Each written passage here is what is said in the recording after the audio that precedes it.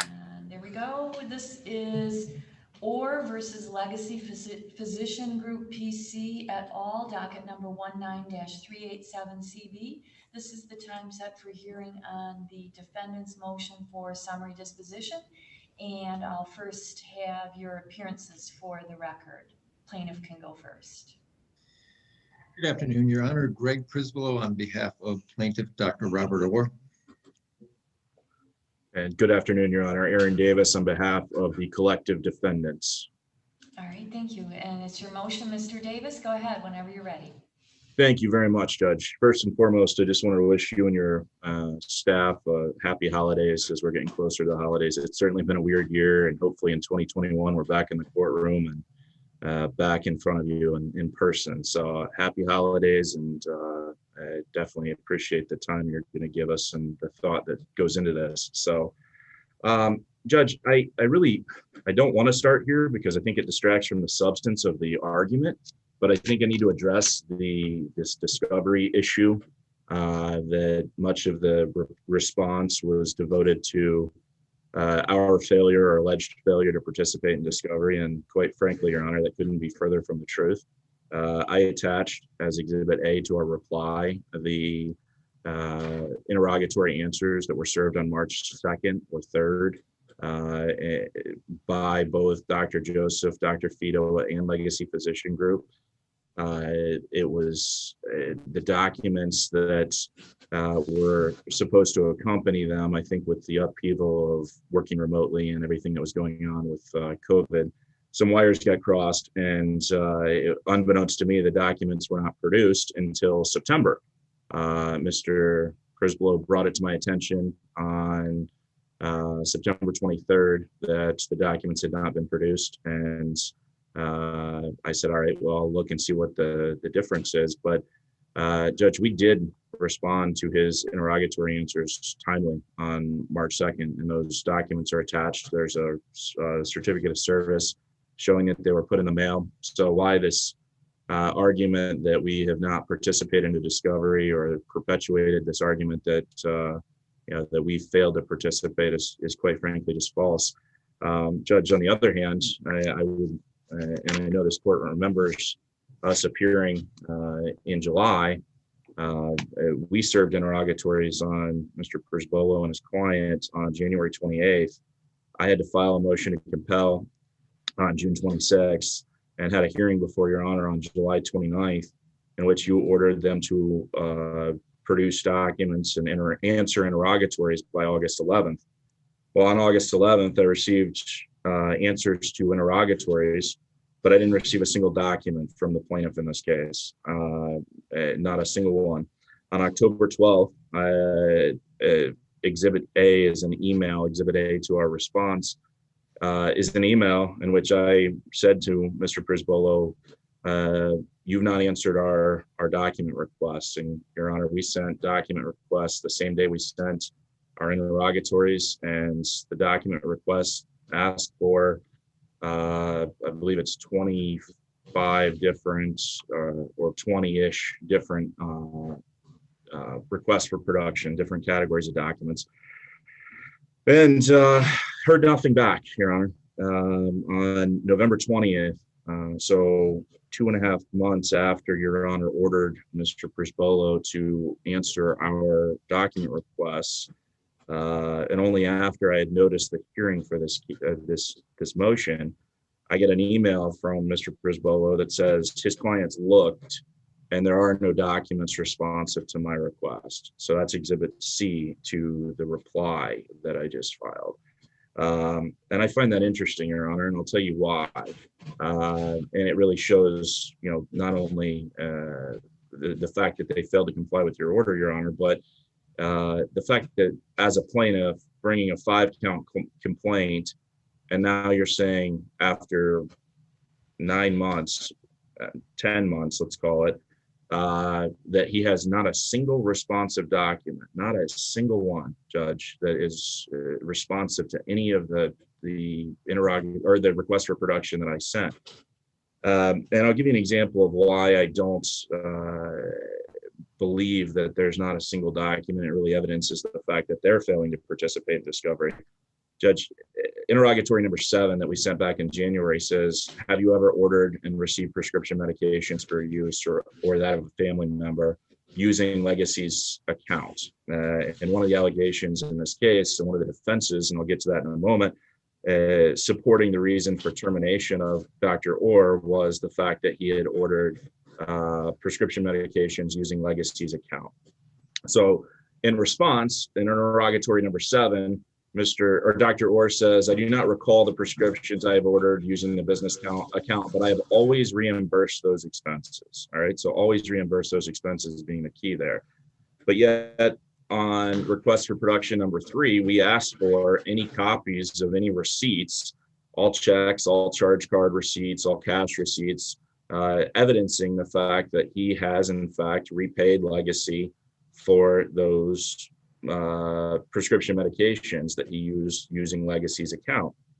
His answer, no such documents exist. So can't have it both ways. He can't say, I always produce or I've always reimbursed, and yet no documents exist. It's just, it rings hollow, Judge, and it really is consistent throughout the course of the interrogatory answers to say, no such documents exist, no such documents exist, and the request for production saying no such documents exist. So, Judge, we produced at the Ducis Tecum. So in September, they noticed a deposition Ducis Tecum for Dr. Jennifer Joseph that was sent out on September 17th and provided 6 days notice for September 23rd for my client to show up and produce documents. So rather than cause a fuss about it and come back and possibly visit Your Honor about the timing issues there, I said, you know what, we're going to comply, we're going to participate. So September 23rd, we appeared 5 minutes prior to the deposition, as it would normally be the case if we were doing this in person. I emailed a stack of documents on about 100 pages worth of documents responsive to the Ducis Tecum over to Mr. Prisbolo and said that, you know, we intend to proceed today. We'd like this done today. And he responded and said, well, we're not going to get it done today. There's too many documents to review before appearing for or asking your client questions. So we're going to have to reschedule this. At which point we agreed to reschedule it for October 12th. On October 11th, we got an email from Mr. Prisbolo that said something to the effect of, I've not received any documents. I responded and told him that the documents that would have been produced in March were the same as what I just produced to you in September. No further efforts were made by Mr. Prisbolo to schedule the deposition of anyone prior to the notice of hearing. So between October 12th and November 20th, I didn't hear a thing, nothing, no emails, no calls. November 20th, after the notice of hearing was issued, Exhibit C says, you know, I have no documents, and oh, by the way, I want to get Dr. Joseph's deposition rescheduled. Now, admittedly, and as Your Honor knows, I go on a duck hunting trip, and I made him aware of that I was going to be unavailable October 21st through the 31st. He wished me well, said, you know, we'll schedule it eventually. Again, Judge, it's not, unfortunately, you know, not my responsibility to schedule his depositions for him. I didn't hear anything from him. I've got to proceed with this summary disposition. We have participated in discovery, Your Honor. In fact, we responded to his interrogatories. We responded to, and again, clerical issue as far as the documents not being produced, but he's now had those for 2 months. So he's certainly not, or 3 months actually. So he's certainly not prejudiced in any way, shape, or form as far as us failing to respond to the discovery. So I say all that in 12, 15 minutes of time to address the discovery issue, because I need I want the court to know that it is certainly not a failure on the part of the defendants as far as participation in discovery. So with that being said, Your Honor, I would like to move on to the substance of the arguments. And can I answer any questions with regard to the discovery issue at this time, Judge? No, I don't think so. Okay. You.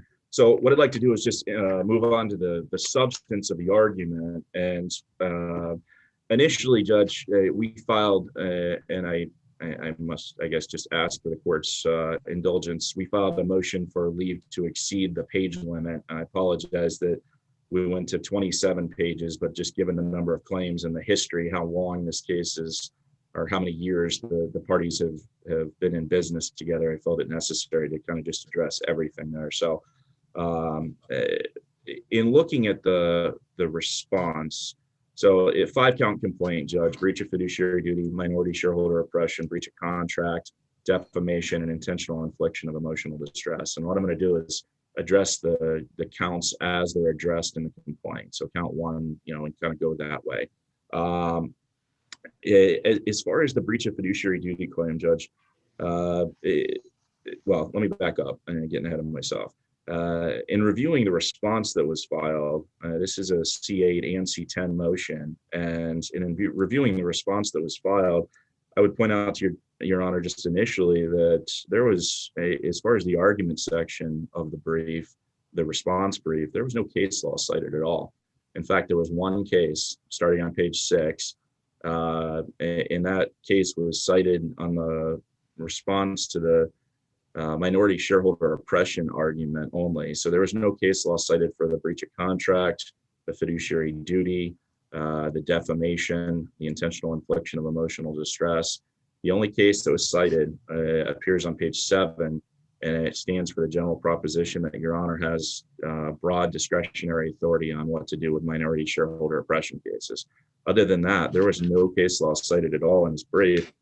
And couple that with the fact that 2.116G4 requires the plaintiff in responding to a C10 motion to provide some additional evidence on top of, okay, to stand on the pleadings, an affidavit, some sort of evidence. The only documents attached are the emails about discovery disputes allegedly, and then a single page, Judge, from the front of the buy-sell agreement attached, I believe, as Exhibit C to the response.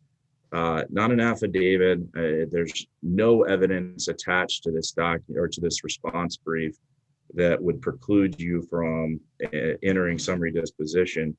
So initially, so the breach of fiduciary duty claim, really look at the relief or the allegations as pled, and what he's saying as far as the breach of fiduciary duty is that my clients refused to participate in negotiations over the value of plaintiff shares.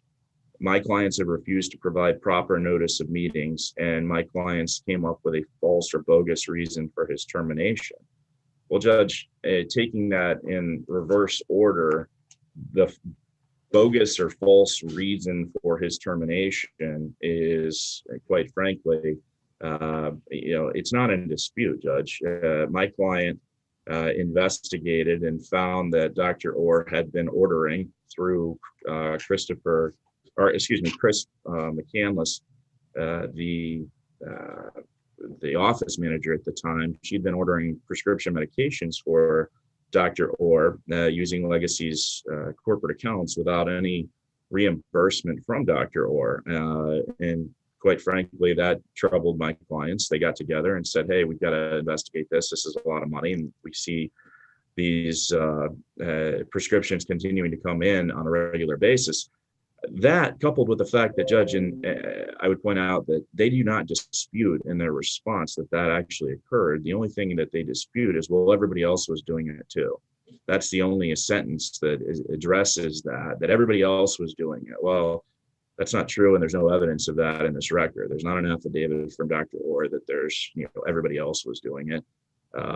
There's no evidence to support that everyone else was doing it. In fact, Dr. Orr was the only person, aside from, I believe it was an influenza shot or something to that effect, that the office manager testified to at her deposition. The other issue that led to his termination, Judge, and one they don't even address in the response, was this idea of, we're going to order propofol for the purposes of sedation of clients. Judge, the shareholders got together, and propofol, that is what killed Michael Jackson. That is an incredibly dangerous drug that requires not only certificates by the physician that's going to administer them and additional training. It requires specialized equipment, Judge, for monitoring the person's breathing while they are in fact sedated. The emergency center does not have the equipment. While Dr. Orr and Dr. Fidowa and Dr. Joseph all maintain, as emergency room physicians, they all maintain the proper certification. 98.6 does not have the equipment necessary to monitor those potential patients that would be sedated. They got together and they said, absolutely not. We are not doing this. And in fact, the language that was used is, we aren't in the business of killing people. So they told him no. They voted no. And in fact, the documents that I've attached to the initial brief, Judge, show the back and forth. Once Dr. Orr was told no, it didn't matter to him. Dr. Orr, instead of going and adhering to the will of the shareholders, his fellow shareholders that voted and said no, he contacted the insurance carrier in order to ascertain whether or not this is something he could do.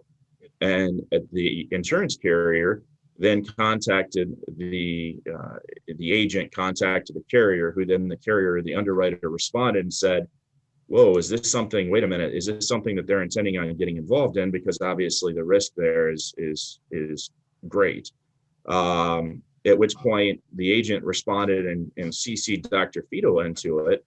And unbeknownst to Dr. Fidowa, once she read and reviewed the content of what was being asked, she put a stop to it and said, no, we are not doing this. And in fact, that's what the email correspondence between Dr. Joseph and Dr. Fidowa evidence, that no, they voted no, that this was not going to happen. That didn't stop Dr. Orr still from asking the office manager, and we attached the note that Dr. Orr wrote saying, please order propofol. And again, he continued to proceed with, despite the objection by the other shareholders, to proceed to ask that propofol be ordered. So my clients, and I cite ample case law throughout the argument section, beginning on page 9, I believe it's actually page 8, Judge, but that is a decision that's protected by the business judgment rule to terminate Dr. Orr's employment as a result of his multiple transgressions, that being the ordering of prescription medications without reimbursement, that he doesn't dispute, but just claims other people were doing it. And the propofol issue, which is well supported in the papers, that they don't even respond to in the brief, because quite frankly, they have no response. It's in fact, he went against the will of the majority of shareholders. So under the business judgment rule, that should be protected, and that decision should be protected from any interjection by the court to say that they are in fact operating in bad faith or through fraud. They are not operating in bad faith, and the evidence certainly supports that they're not operating and did not operate in bad faith, nor was fraud present. There's also the issue of we raised the issue of whether or not my clients, Dr. Fidowa and Dr. Joseph, were in fact controlling shareholders under the fiduciary duty. And again, just want to point out, Judge, that they were all equal shareholders. They were all equal members. They all held 1,000 shares. Just because Dr. Fidowa and Dr. Joseph got together and agreed that Dr. Orr's conduct could not be tolerated and thus warranted his dismissal does not make them controlling shareholders. They all, in fact, are equal shareholders. So with respect to the breach of fiduciary duty count, the business judgment rule certainly applies. I would also point out to Your Honor, and we'll get to it in a moment, but the breach of contract, if the duty alleged, which in this case, the duty is one to negotiate over the values of the shares of the corporation, if it arises from the contract, that the tort claim should be dismissed. So in that respect, it should be dismissed as well, Judge. We've cited that case law in our brief as well. With respect to the minority shareholder oppression count, Judge, for much of the same reason that the fiduciary duty claims fail, the minority shareholder oppression case should also, or claim should also fail. There is no allegations in the complaint nor in the response that my clients engaged in any kind of illegal or fraudulent conduct. So we're only left with the willfully unfair or oppressive conduct that's being alleged. And as Your Honor, I know knows, but I'm just going to say it. The willfully unfair or oppressive conduct arises, sorry, hang on just one second. It is defined as, quote, a continuing course of conduct or a significant action or series of actions that substantially interferes with the interest of the shareholder as a shareholder.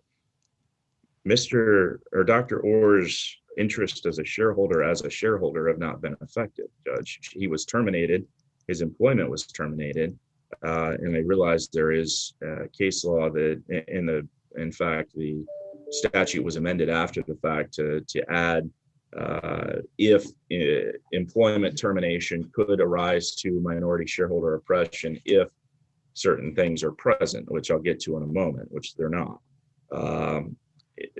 First off, again, plaintiff is not a minority shareholder. They are all equal shareholders. Secondly, what's been alleged in response was essentially that my clients invented a fictitious diversion of controlled substance as the sole reason for his termination. Well, that's just quite frankly not true, Judge. There's, the fictitious reason for his termination. In fact, the reason for his termination there wasn't a sole reason. There were a multitude of reasons, two of which he's admitted to. So there was no fictitious reason for his termination.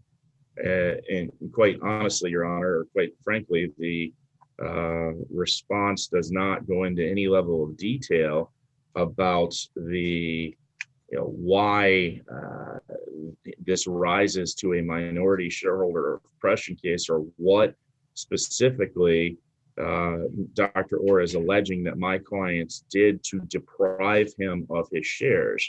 The willfully unfair and oppressive standard, he was supposed to support it with, he was supposed to respond with an affidavit basically setting forth what the willfully oppressive and willfully unfair and oppressive conduct on the parts of Dr. Fido and Dr. Joseph were. He doesn't do that.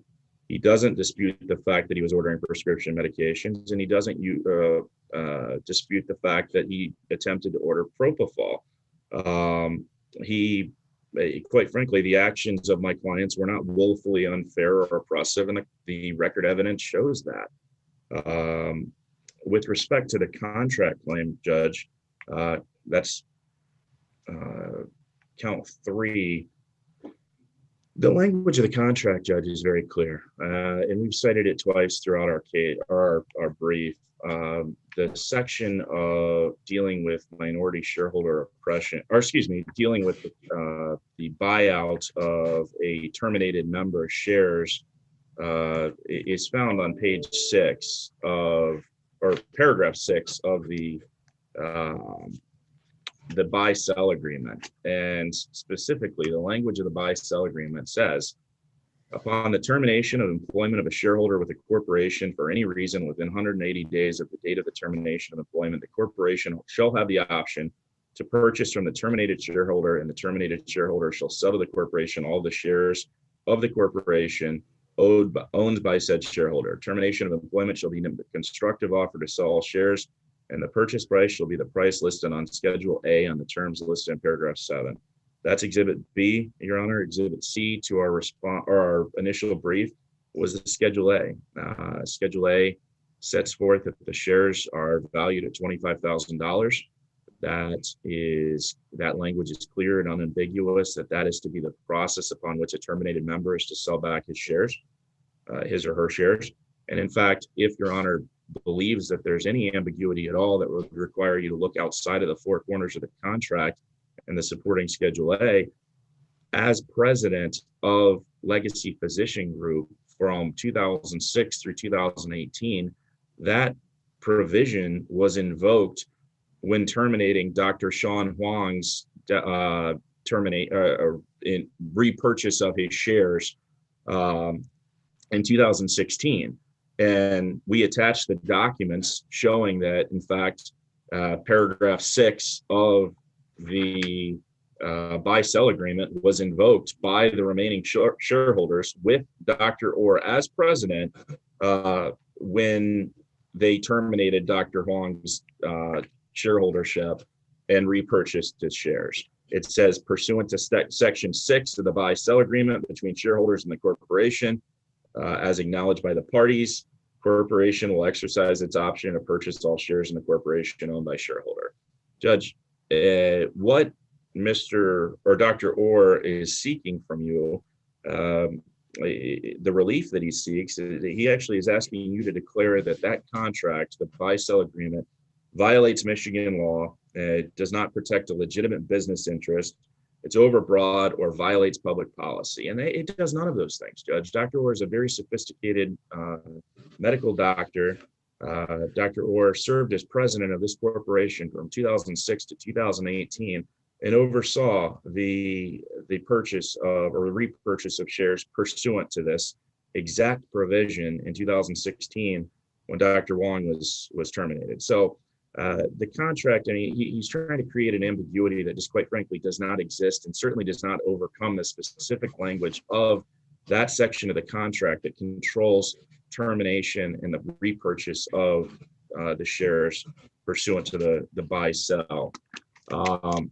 With respect to the defamation claim, Your Honor, the defamation claim, it rises to Dr. Orr is saying that these allegations or these things are false, but he's admitted that he has purchased prescription medications using the company's accounts, and he also does not dispute the fact that he attempted to order propofol without the consent of his fellow shareholders. Now, one of the things that Dr. Orr says is, well, we accused him, or Dr. Fidowa accused him of stealing prescription medications. And I go through in great detail, Your Honor, in the brief about the qualified privilege that my client, as a fellow shareholder, obviously he is required to, Dr. Orr is required to prove that these are in fact false and defamatory statements. Now, it is Dr. Orr's burden to prove the actual factual falsity of the claim. In this case, Dr. Orr has not submitted anything in response, again, any kind of affidavit, anything for the judge to, this court to say, there's evidence in this record that this document or these alleged allegations are actually false. So that being said, the qualified privilege that I would submit to Your Honor that a qualified privilege exists here, and that Dr. Fidowa discussed and investigated with her fellow shareholder, and then as part of the investigation of Dr. Orr's transgressions, discussed with other folks that are associated with the business or in some way knowledgeable of the business, whether or not Dr. Orr had in fact taken prescription medications from the company, from the drug locker in the company. That was all done as part of the investigation of Dr. Orr, and whether or not they were trying to decide whether or not or how to address the missing prescription medications that undoubtedly were missing. There's no dispute that there were missing medications. When Dr. Orr, the office manager, left, and it's alleged that Dr. Orr responded when Dr. Fidowa and Dr. Orr were discussing these prescription medications as a way to put it to rest and simply move on. Dr. Orr said, "Oh, just blame the office manager, blame Chris." My client, I believe that the qualified privilege here would in fact apply, and that in addition to the fact that there certainly has not been a showing of any actual malice on the part of my client in investigating and reporting on the issues, the pressing issue of that being missing medications, and discussing with connected individuals, that being pharmacies that were alleged to have take medication for wasting purposes. All of that, Judge, there's been no showing of an actual malice on the part of the Dr. Fido with the statements made, and certainly with the respect to the qualified privilege, I would submit to Your Honor that the qualified privilege would apply here. Finally, the intentional infliction of emotional distress claim, Judge. This is C8. Quite frankly, this does not rise to the level of so beyond the realm of what is acceptable in a normal or reasonable society. Extreme and outrageous conduct. In fact, Dr. Orr alleges that my client, Dr. Fido, said that he was, stealing drugs and alleges that he said that, or she said that to a number of unknown individuals, but that certainly does not rise to the level of such extreme and outrageous conduct that not to be tolerated by a civilized society, Judge. There's no case law that's cited by the plaintiff in this case that would support a finding that the conduct alleged in the complaint rises to the extreme and outrageous level. And so summary disposition is warranted on the C8 portion of, as it relates to the IED claim. Judge, with that being said, I'm happy to answer any questions Your Honor may have of me, and happy to address any points that I perhaps may have missed. I don't have any questions. Thank you. Mr. Prisbilo? Certainly, Your Honor. I think that Aaron was exceptionally honest with his depiction of our discovery exchanges, although he wasn't as thorough as I will be. And I think his admissions right now are exactly the reason that discovery has to perpetuate, and we have to be allowed our opportunity to depose the two primary defendants and get the answers that we're entitled to. What Mr. Davis has openly admitted, they did not produce responses to our request to produce documents. We had an exchange at the eve of the deposition of Dr. Joseph about the non-production of documents and about the absence of producing anything in time for me to review it. Aaron admitted at the time, and I believe honestly told me, that he did not know anything about the non-production of documents.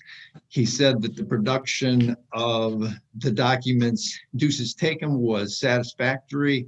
And Your Honor, quite frankly, when you put the two requests side by side, you cannot at all mistake that we asked for additional documents in the Deuces Taken, specifically the meeting minutes dealing with the entire time of the existence of the corporation, whereas the discovery requests were very poignant about Dr. Orr's misconduct. Any document that had anything to do that verified what his misconduct was, the corporate document that identifies the reason they were terminating him, any meeting minutes that had to do with his termination, and they're just two different things. Aaron has stated to me that he was going to check and make sure that the documents were identical. When he could verify or not have the ability to verify that the requests were for identical documents, he was going to produce the remainder of the documents and we were going to go forward with depositions. He asked for a certain period, 10 days, where he was headed out of town. I was happy to give that to him. Your Honor, we haven't had the documents. We have nothing to verify, nor would it be possible to verify that requests for different documents would produce the same documents.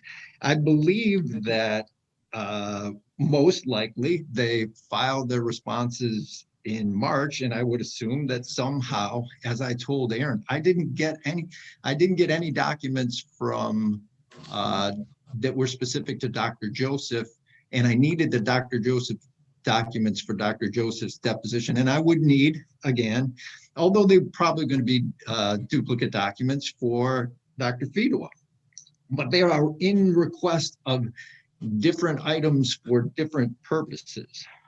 I think that what Aaron also read to you was in response to interrogatory number 7. I always paid for prescription medication that I ordered through the corporation is exactly the evidence that he says doesn't exist at all, or any statement from Dr. Orr. I know it's an allegation that he has made, but they also sent him an interrogatory in direct response. He said, if I did order them, and if I ordered them, I paid for them.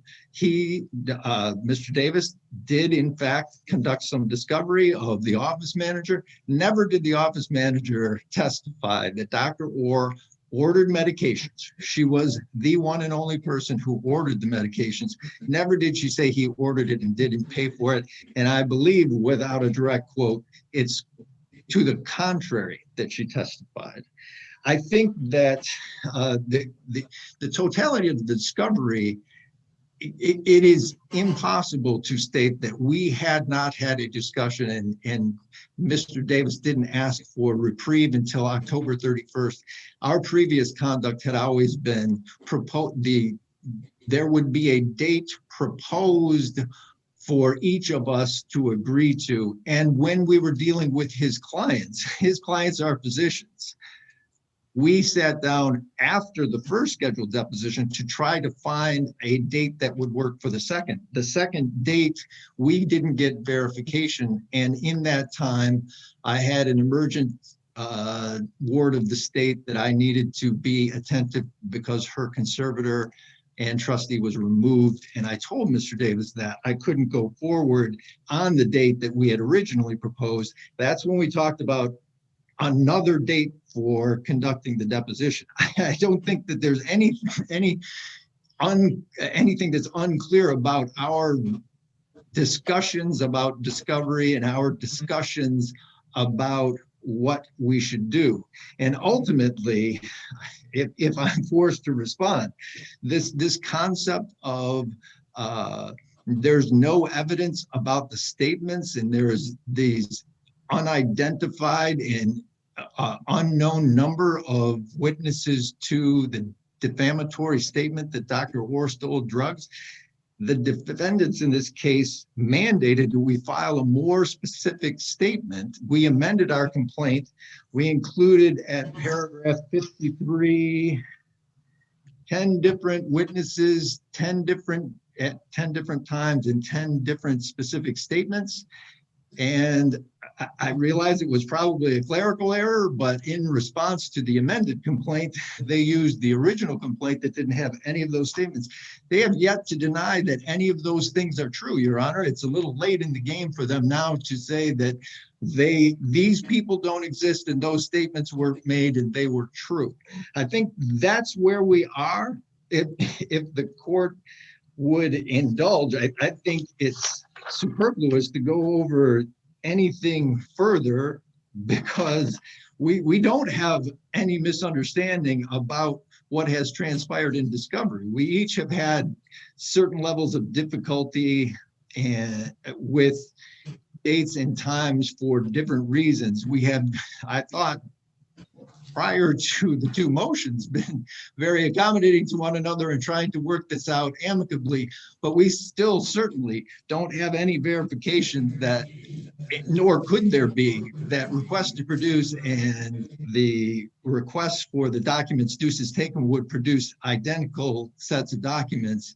And we still, as Aaron has stated today on the record, not gotten a response to the request to produce documents. And I asked for the documents. I don't file motions, Your Honor, trying to compel discovery, because I think that's a gigantic waste of time. I believe that we try to work it out. I'll give him whatever time he needs to give me the responses. I'm not interested in sanctioning him or his clients for the conduct, but they aren't identical documents. And I need the documents to schedule the deposition. I afford Mr. Davis and his clients the courtesy, based on their profession, of giving me the dates that they would be available. Your Honor, I had told Mr. Davis that I presume that it's going to take the majority of a day to go through all of the documents with either or both of his individual defendants, and that I would like to schedule Dr. Joseph first on an exclusive date. Is there a date?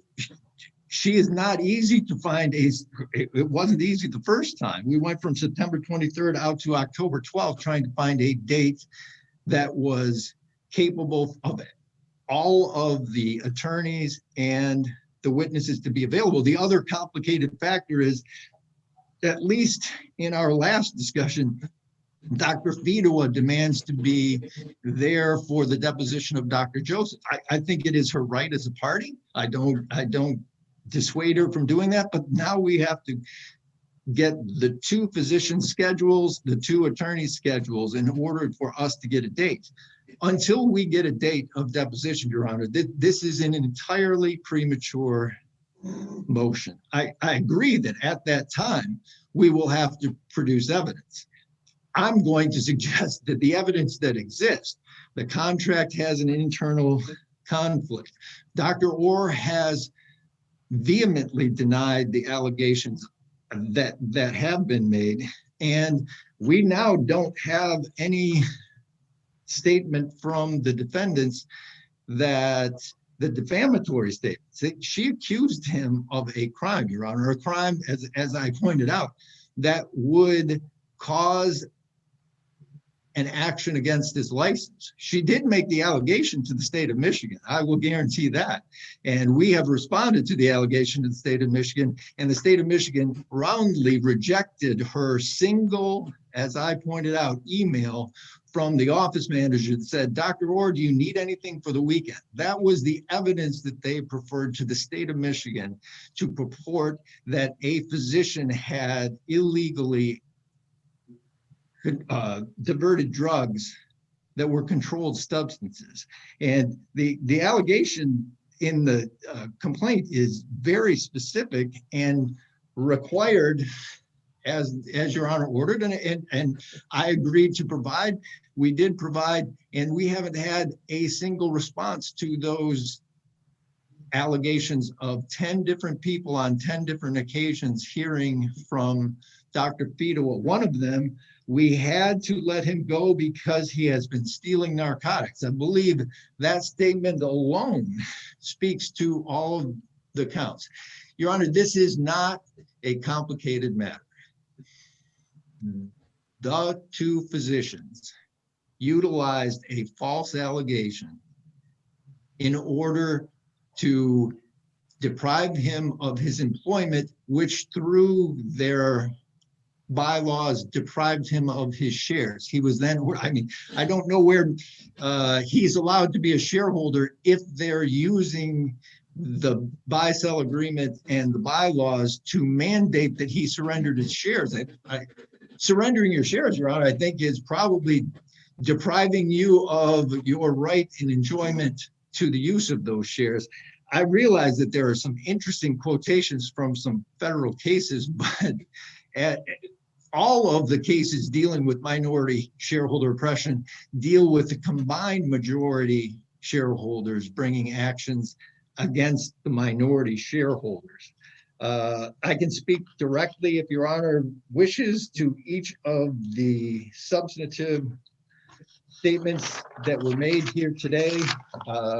Obviously, we're at a gross disadvantage when there's been an agreement to produce documents. They haven't been produced. There's an agreement to have somebody submit to a deposition, a request for a vacation time, I believe, and happy to do that, but then don't in the immediate aftermath, I assume from the request, he got back on November 1st, and I got notice on the 20th of November that instead of giving me a date for depositions that work for his clients in his schedule, I would instead get notice without an attached motion that there's a motion filed in this case. I had no idea what the purpose of the motion was on the 20th. So my response was to try to remind Mr. Davis before he actually filed his motion that we have outstanding discovery and we need to get to it before we get on with any motions for summary disposition.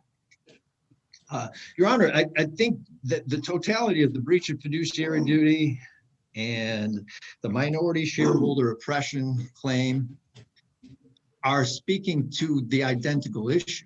If you make a fictitious allegation that he converted controlled substances, a crime, you have not held your duty as an officer of the corporation to protect the corporation. You get in these lawsuits for that specific purpose. It is the foundation of the defamation claim that, again, Your Honor, they have not denied any of those statements, the falsity of those statements, or the existence of the statements. Intentional infliction of emotional distress. Your Honor, they did all of this for the express purpose of depriving the man of his shares and did not care. I would guess that none of the lawyers present today would like someone accusing them of stealing controlled substances. It happens to be a felony in the state of Michigan, and that allegation of the commission of a crime is defamation per se. I don't know where Mr. Davis was coming up with there's a qualified privilege. I know he made some statement about Dr. Fido of being a supervisor, and supervisors have this capacity to defame their subordinate employees as a part of management or something of that sort. But Your Honor, he doesn't cite anything about defamation per se or the exact elements of that specific claim. In total, we have 10 different occasions where the defamatory statements were made to different people. And Your Honor, some of these are medical professionals that would be potential employers of Dr. Orr after his departure from Legacy Physician Group. Your Honor, this concept of him ordering propofol, it's an interesting statement by Mr. Davis, but where is his evidence about what propofol is, what its dangers are? I mean, it's interesting. I assume that he read it somewhere, but I didn't see any evidence to support what he purports the dangers of propofol to be. And the two very hearsay documents of emails to back and forth between defendants, I don't believe exist as admissible evidence to support his claim here in this motion. In addition, I think, Your Honor, it's this strange concept that we keep coming to, that I happened to be present when Dr. Fido and Dr. Joseph in their meeting made the citations to the record about Dr. Orr and about his diversion of controlled substances, about that meaning as to his removal as an officer and about his termination of employment. I think that I'm entitled to see those meeting minutes from July of 2018 that are not a part of what Mr. Davis has produced to me, but what I've asked him to produce to me in order that we can get to the bottom of this. I think Mr. Davis has, in this case, openly admitted that the document he relies on mandates that they pay Dr. Orr $25,000. In order to try to move this forward, Your Honor, several things happen. I sent an offer of judgment for that is now part of the court record, that we're trying to get a resolution to this matter. Mr. Davis and I have discussed the possibility of utilizing the same CPA or lawyer accountant in order that we can get a valuation of this business to get some idea of what we're looking at anyway. I'm not interested in chasing something that doesn't exist. Your Honor, we talked about early mediation. Mr. Davis proposed to me a mediator. I agreed. I said, fine, we can use him. I don't care who we use as mediator. I don't think that Mr. Davis, and I'm not trying to make the accusation that he's obstructionist, because he clearly isn't, but we are having a difficulty exchanging the discovery in this case that would allow us the fair opportunity to evaluate everything and come to some reasonable conclusion to this without that conduct of discovery. And I'm not making the accusation that it's intentional. And if it came across that way, my apologies to the court and Mr. Davis. But he has admitted on this record today that he hasn't answered the request to produce, and he hasn't produced with documents ahead the witness for deposition. Either one of them. Those are the things we need to accomplish, Your Honor, in order to bring this case in front of you. If he should be able to produce those documents and the court rules on the documents, I would hope that I could file a reasonable response. I don't think that there's anything outstanding, although I will admit that Mr. Davis has asked to depose Dr. War. I believe that he's entitled to do so, and something that should transpire before we get through with this case. Your Honor, with that, I will answer any questions the court has of me. I don't have any, and I've gone way over time, and I have many other people waiting for hearings. So, and I gave Mr. Davis 27 pages of briefing and over a half an hour of argument. But I do want to go back to him briefly and find out what he says in response specifically to your arguments about the discovery and whether the document production from defendants is complete, and what the situation is on the depositions. Yes, Your Honor, thank you. I'll be very brief. I just want to clarify one thing. On March 2nd, when we answered the interrogatories, it was my impression that the documents that had been sequestered and were noticed to go out would have been attached. That was something that obviously Mr. Raven and I have been working on this case together. Mr. Raven has fallen ill and is unfortunately undergoing cancer treatment right now. So he's been difficult to get a hold of. When the documents, I assumed that they had been sent in March. I didn't know that Mr. Przybylo had not received any documents until we were at the deposition on September 23rd. It was never mentioned to me that he had never received documents. I produced those documents to him in response to the Ducis Tecum deposition. Again, duplicative of what had already, I thought, been produced. He mentioned to me, well, we never got documents. I said, well, that's strange. Let me go back and look. I'll produce any documents I have that are different than what I produced to you now in, soon. I think I said by the end of the week. So what I did is I went back and I looked, and on October, one of the things he says is, well, I admit that I haven't produced any documents. On October 12th, I sent him an email that says, as for the documents themselves responsive to your request, I've compared that which was segregated in March with that which I produced to you in September. The documents I produced in September are inclusive of all the responsive documents we have in our possession, custody, or control. I will note that requests for productions that simply say produce all documents responsive to an interrogatory with a number of subparts is not compliant with 2.310C1, which requires you to describe each item and category with reasonable particularity. So I said to him on October 12th that I produced all documents responsive to that, to his document request.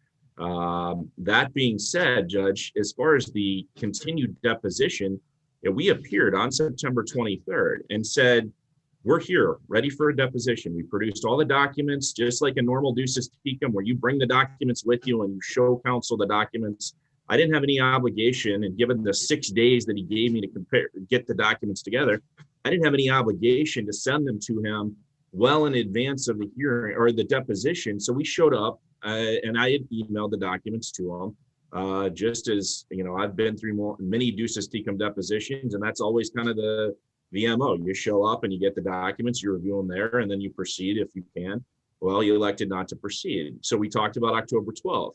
Well, on October 10th, I believe it was, he responded and said, I hadn't received any documents. My response was exactly for that purpose. On October 12th, I responded and said, we produced the documents to you on September 23rd. So I didn't receive anything else. And that's when I noted that I would be out of the office on October 21st through the 31st, Judge. And that we'd either need to take the deposition before that or take it in November. And hearing nothing and knowing that discovery deadlines and motion deadlines were approaching, I had to file this motion, Judge. I could not wait around. And one of the things, I know it's not directly on point, and I know you've got other cases waiting for us, Judge, but you didn't hear anything in response to the fact that they've not produced a single document to us, despite the fact that I had to file a motion to compel, and you ordered them to do so, Judge. Not a single document by the plaintiff has been produced. Not a single one. So it's rich that I'm being accused of not participating in discovery when, in fact, you ordered them to produce documents and they did not do so. And in fact, only 2.5 months later said no such documents exist. Well, if no such documents exist supporting any of the claims made by the plaintiff, this should be a really easy decision, Your Honor, in that there is no evidence to support his claim. I mean, if he's got all this evidence of my client saying X, Y, and Z to all these folks, you would think there'd be some actual written documentation, emails, text messages, something. There is nothing. There is not a single thing that's been produced by this plaintiff in response to either this motion or in response to the request for production that we issued in January, Judge. Okay, I'm going to have to not issue a ruling from the bench today as I had initially planned. And I'm not saying I guess at this point I'm going to take it under advisement, and I will probably schedule another Zoom hearing in order to give you a ruling at some point in the immediate future. So my office will schedule that with both parties. Okay. Thank you, Judge, for your time. I appreciate it. Thank you. Thank you, Judge.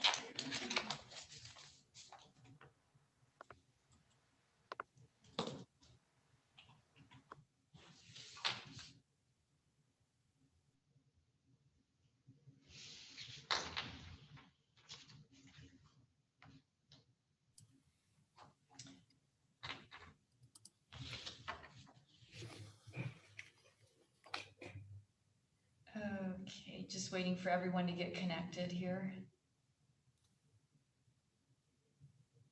Doesn't look like Mr. McGowan's connected yet.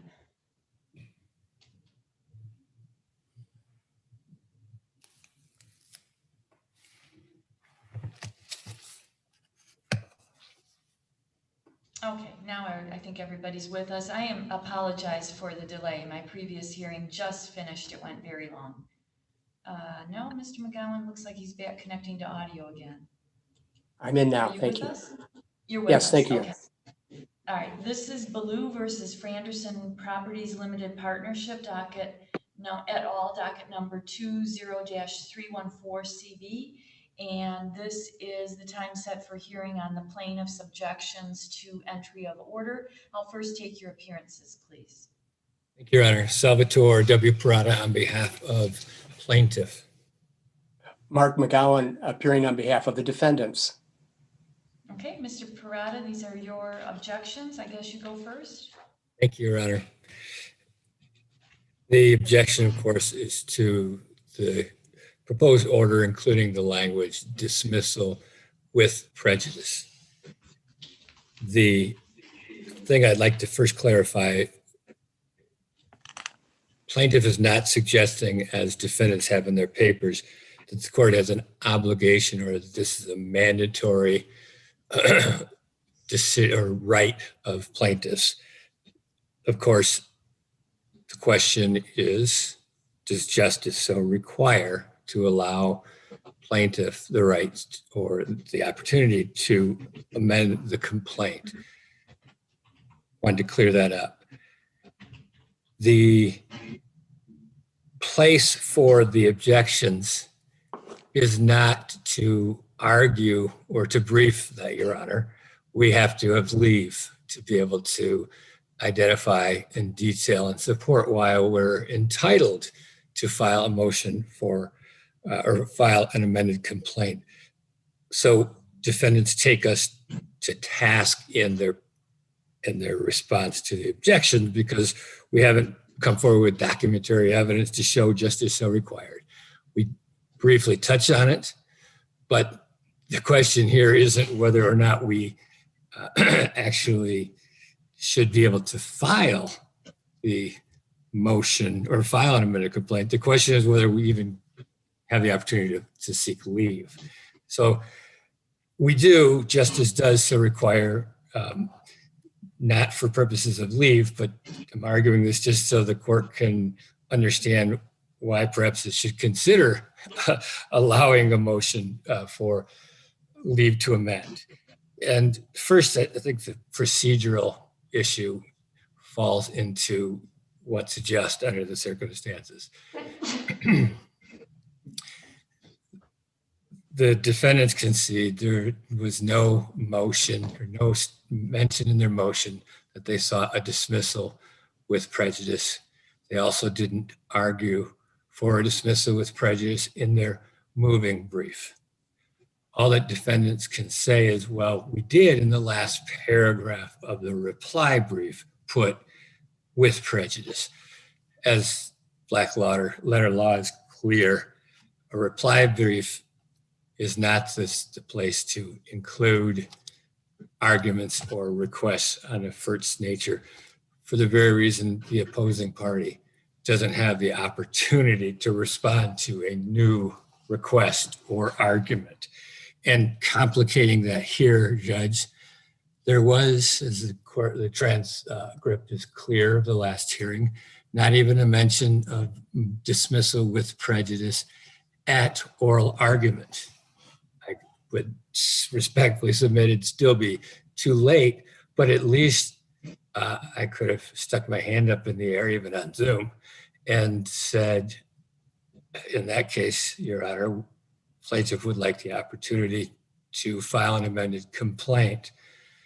That didn't happen. And so procedurally, I think that there's a reason why the plaintiff should be given an opportunity to amend. I do know that the defendant referred to the court's docket sheet entry after the bench ruling. And the bench ruling, of course, was just to grant the motion, not discussion about whether it was with or without prejudice. But the docket sheet apparently says that it closes the case. And the case law is very clear. Court speaks only through its written order and it doesn't speak through a docket sheet. But turn to just the substantive reasons why, as an initial threshold of justice, I submit is met. And the res judicata test under Adair, the transactional test, if there are facts that couldn't or didn't occur before a prior lawsuit and couldn't by reason of due diligence be discovered during the pendency of that lawsuit, those are new transactions, new events. They're not barred by res judicata. And we will include in our complaint distinct acts of breach that occurred after the October 2016 settlement of the Timcor lawsuit, and of which there could be no advance notice, no matter the digging. I'm pretty sure that if the trust would have asked defendants you intend to breach this agreement in this way after this case, they would have either said no or they wouldn't have responded. And so that will be the source. Those will be the types of complaints or claims and facts alleged in an amended complaint. And what's striking, I think, for purposes of this discussion right now, judges, I'm just going to read a sentence from page 15 of defendant's moving brief for summary disposition. The case at bar contains no different allegations of mismanagement or self-dealing that weren't previously made in the first lawsuit. Mismanagement or self-dealing without leave to amend or a grant of a motion for reconsideration. This mismanagement and self-dealing could go on and undoubtedly will go on forever. And without the trust having any ability to take defendants to task for whatever allegation or whatever mismanagement or self-dealing that they engage in. Because this has been a prospective application in terms of the court's ruling and granting of the motion based upon res judicata. And I would submit, Your Honor, that mismanagement or self-dealing is not the stuff that res judicata is made of. It is the stuff that justice requires or should allow addressing, and therefore falls within the purview of MCR 2.118A2. Next, and just a couple quick more points, Judge. There really is no harm, no foul, if there's a grant of leave to amend. The defendants will have the opportunity to review what's filed. The court has the opportunity to rule on it.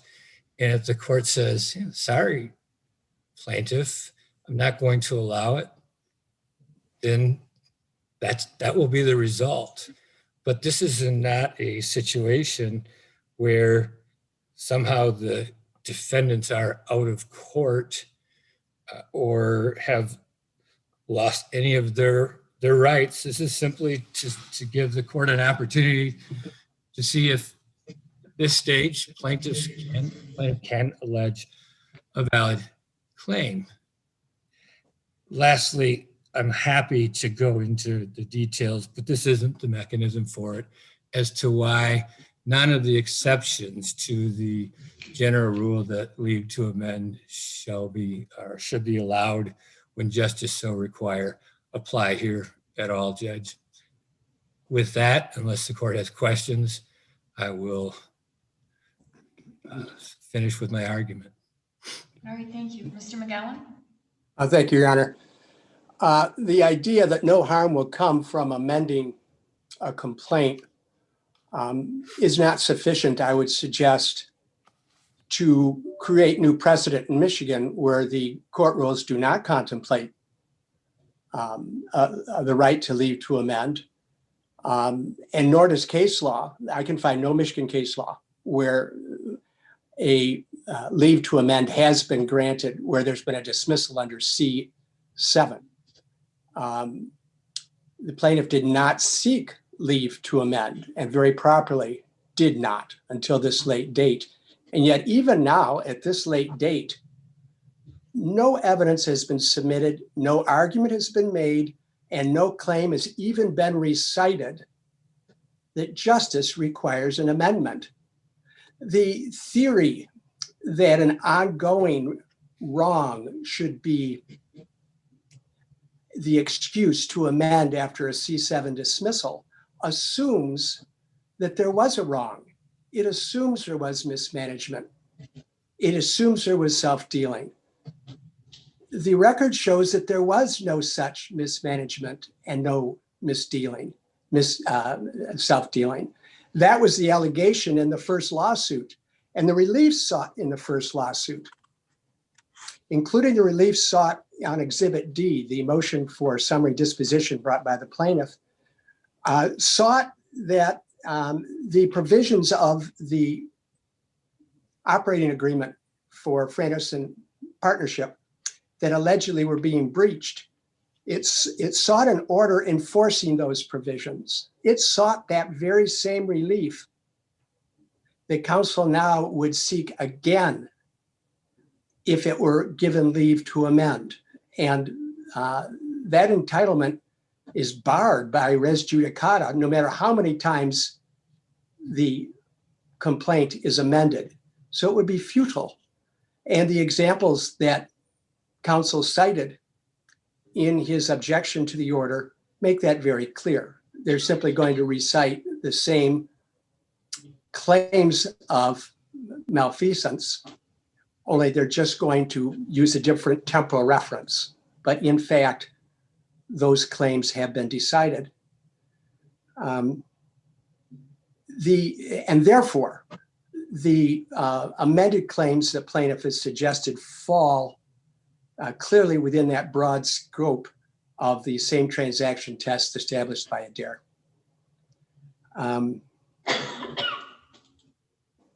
There's also a lack of privity argument suggested by the plaintiff by its reference to the Carmanis case, and I think this court addressed that in great detail already in its ruling.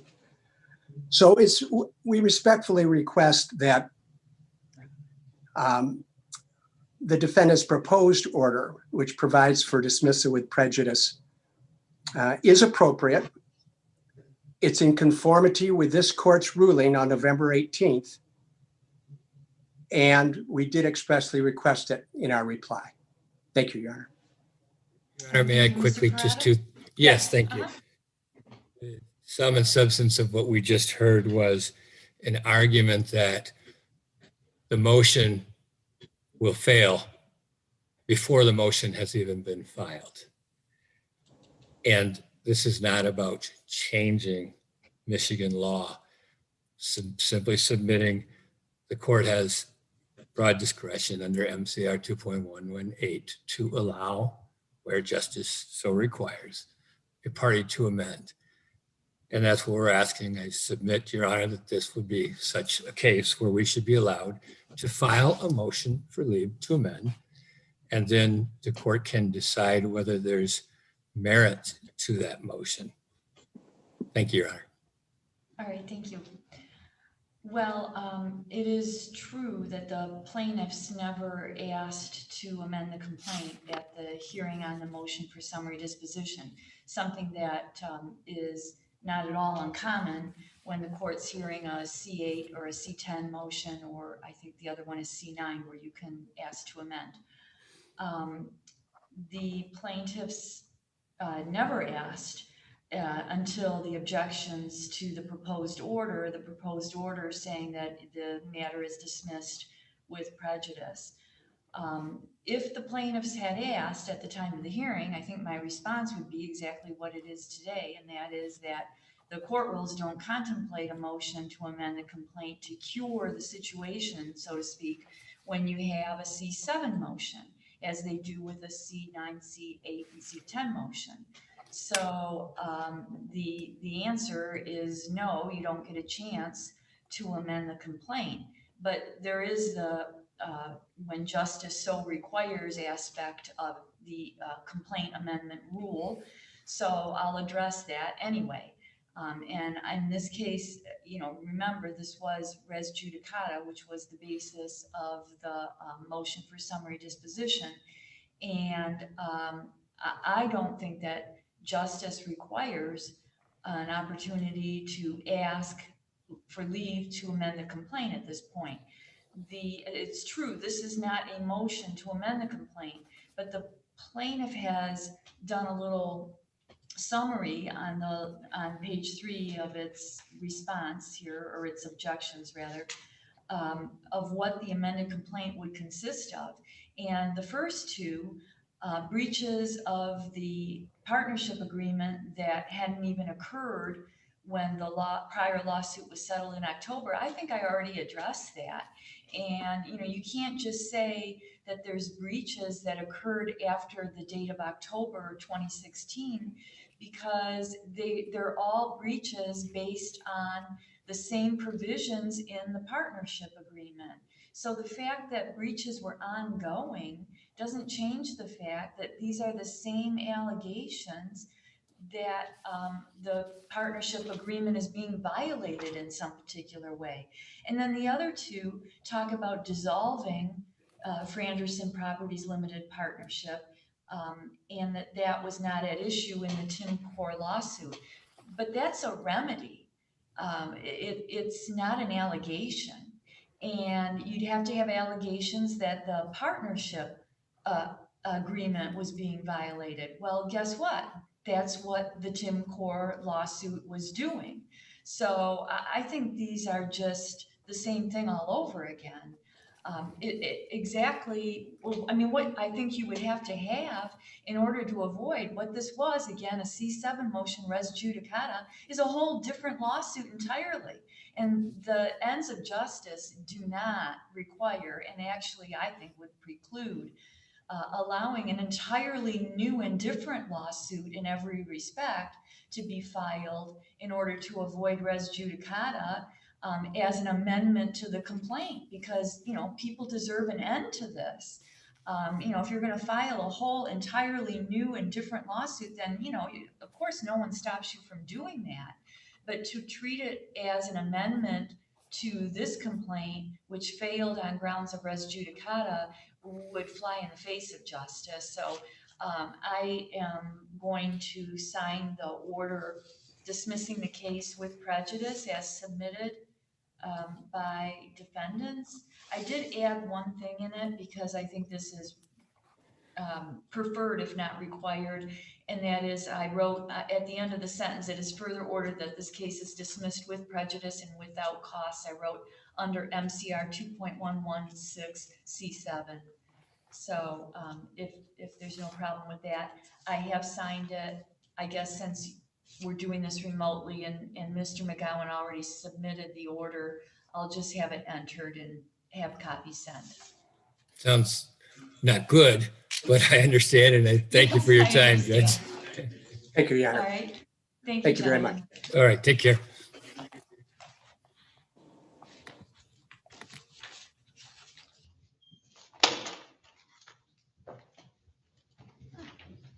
There's his copies.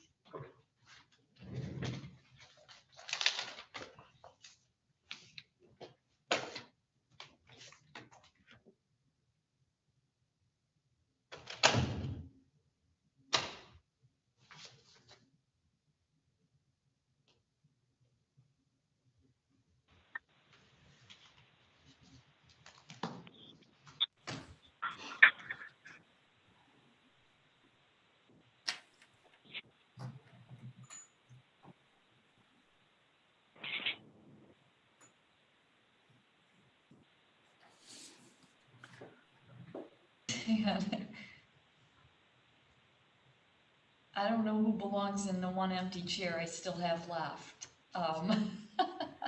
Your Honor, I would guess Ms. Phoenix, she had. Hear me? Can you hear me? Yes, who is this?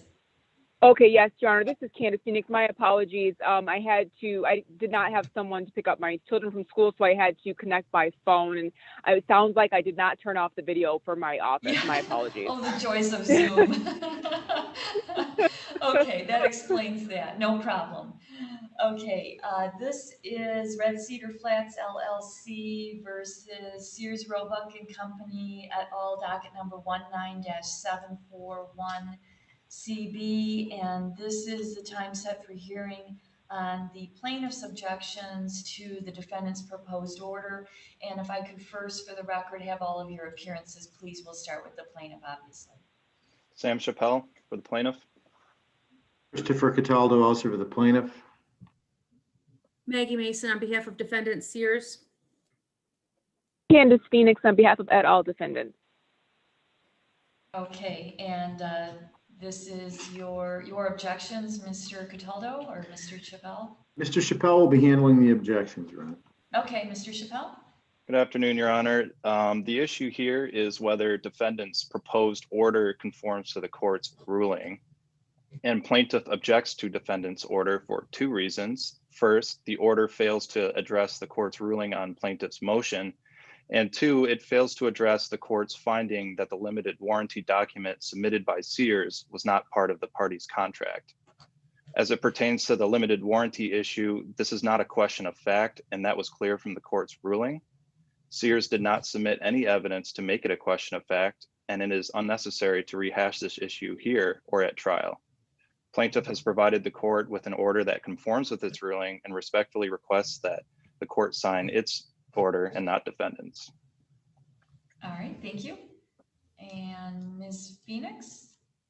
Yes, Your Honor. We prepared the order as the court actually directed it on the record at the end. There was a slight nervous chuckle on my end, and I volunteered to prepare the order, at which point the court specifically stated that we should put the order in based on, denial or granting of the counts and leave it based on, as stated on the record. So that's what I did. I did a generic order. The counts, plaintiff actually doesn't disagree with the counts as they were disposed of by the court. After I sent the proposed order, there was some back and forth argument between plaintiff and co-defendant Sears on this limited warranty issue. I believe that was the whole point of the court requesting a general, for the reasons stated on the record, approach to the stipulated order, so that we weren't getting into the details. Also, plaintiff's proposed order does not address count 5. Our order does. So it's not appropriate as it's written. And then also in our order, we do address plaintiff's motions, but we just simply say all motions, because to the extent plaintiff filed a motion, there were cross motions on the same issues. And so we just simply said all motions were denied on those issues. The only other thing I have to point out, Your Honor, is that in our proposed order, the last count, it refers to count 7 by name correctly, but I actually repeated the number, the Roman numeral first 6. So that would need to be updated, but otherwise the order is completely, consistent with what the court ruled, and it actually is not inconsistent with its ruling at all. Okay, remind me what count 7 was it? Yes, in our proposal. Yeah, so all the counts are addressed in mine. Count 5 is not addressed in plaintiff, and I actually name it correctly in my proposed order. I just wrote the number 6 again instead of 7.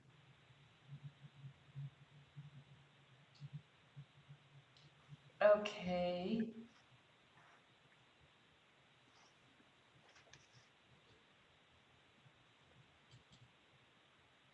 All right, Mr. Chappelle?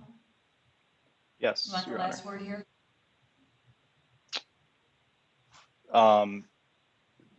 As far as count 5 and versus count 7, the main issue here is whether the limited warranty was a question of fact or not. And plaintiff believes that the court was very clear on that ruling, that it was not, and it was not a question of fact. And there was insufficient evidence submitted by Sears to make it a question of fact. So plaintiff requests clarification on that issue. That, Right. Your Honor, if I may, that doesn't actually address 5 or 7. That's in count 1, and I believe Sears, I guess, would speak to that. But again, I think we shouldn't relitigate the court's ruling. Okay, I've compared them. I don't think they differ all that much, but I recognize the limited warranty is one of the ways in which they differ. But I think that the best format, the one that addresses everything, and the one that is in the format that I'm used to anyway, is the plaintiff's motion. I mean, the plaintiff's order, pardon me. So I'm going to, I think I can just, I can take it right off of your attachment. I'm going to sign and enter the plaintiff's motion regarding all of the summary disposition motions. Your Honor, if I may, it doesn't address count 5, so is the court going to hand write in count 5?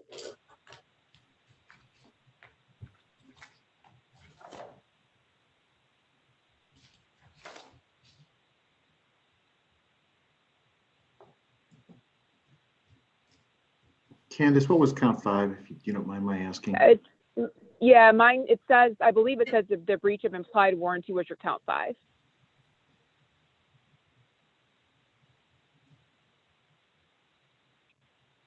It was just all the contract claims I put, they were all denied for the reasons stated on the record, so.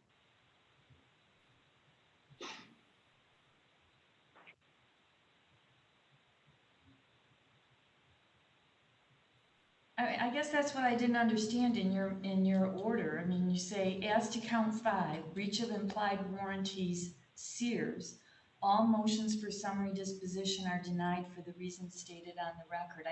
I thought that was clear as mud, but. So the breach of implied warranty dash Sears, that's actually me quoting the complaint, Your Honor. That I didn't add, Sears, and I wasn't doing that to reference the court's order. That's simply copying in their exact name of their count. That's how they named their count.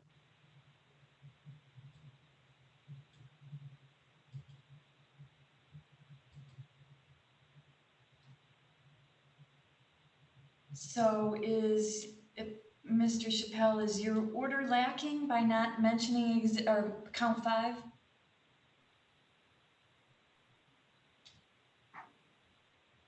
Well, count 5 being the breach of implied warranties, that's tied into the limited warranty as submitted by Sears. So I don't think so.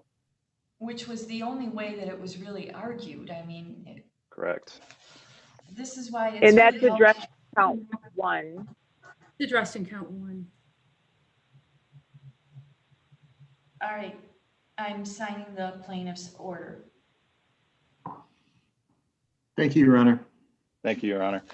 If I could just say, that's why it's really helpful when you file motions for summary disposition that you're real specific about, we're asking for summary disposition on the following claims or counts. I mean, I think plaintiff did that in this case, but only plaintiff did that. So anyway, I've signed plaintiff's order. Since you're all remote, I'll just take care of having it entered. Thank you, Your Honor. Thank you, Your Honor. Thank you.